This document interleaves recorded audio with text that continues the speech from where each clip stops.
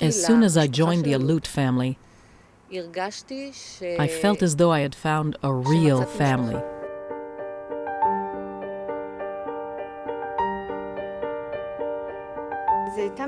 It was a kind of dim feeling that became clearer and clearer.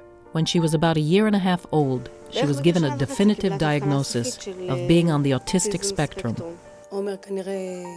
Omer apparently has autism, which is why he doesn't communicate. We took it very hard.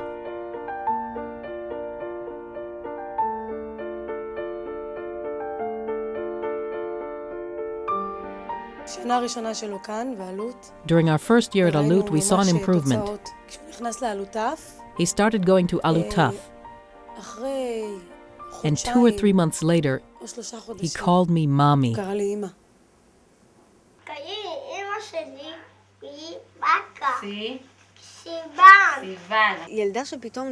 She would lie on the floor and scream for 2 or 3 hours at a time, and you have no idea why. For a parent, it's a horrible experience.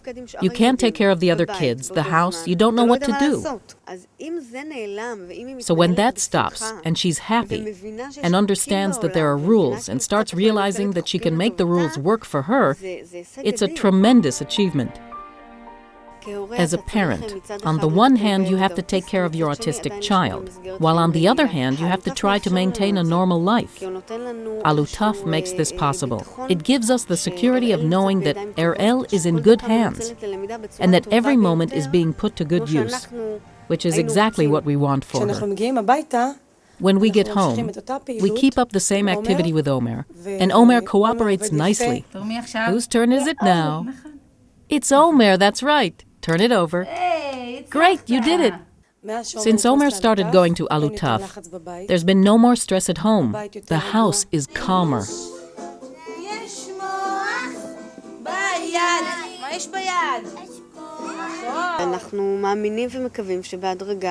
We believe and hope that gradually, little by little, the skills that she's learning in the classroom will start making a difference in real life, and she'll be able to make progress. To be the mother of a child, and we still always call them children, to be the mother of a child or a person with autism, it's a very special kind of life. A child like Dror will need supervision every minute and every second that he's in the house. Eyal would throw tantrums. He'd scream, run around, hit himself, sometimes even hit us. We had a long period of really, really bad frustration, mainly because we saw how frustrated and unhappy he was.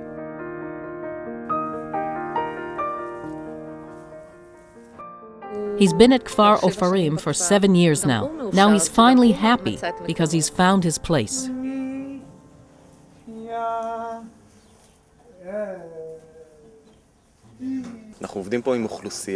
We are working here with people who have trouble being in an enclosed place. The farm work gives them a sense of security, a regular daily schedule. As they work, they get positive reinforcement from the staff, and the physical activity does them good. When a resident feels really energetic, it's a very pleasurable experience for him, because he's burning off a lot of energy and getting rewarded by the staff. The residents who work here are artists in every sense of the word. They are engaging in artistic activity.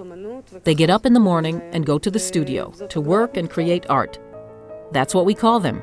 It's a professional designation. The artworks produced here are very well received by the public at large, and it's part of the way the public perceives and understands people with special needs. 2 days ago, there was an exhibition organized by one of the instructors at Kfar Ofarim. Eyal had never drawn anything before. No teacher had ever succeeded in getting him to draw. I came to the exhibition, and they told me that Eyal had a picture in the exhibition. I couldn't believe it.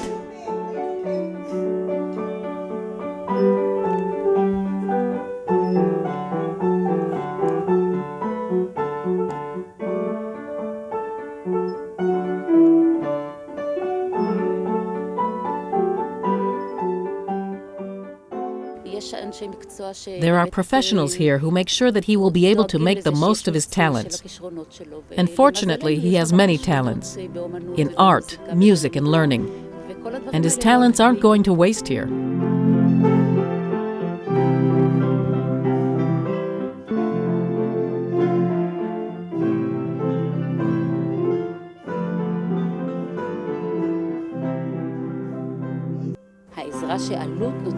The help we're getting from Alot today consists of making sure that we have this kind of framework. Kfar Ofarim is a framework where my son has found a home. He has a room of his own and people who love him. And they are truly helping him to find his talents, which makes me incredibly happy.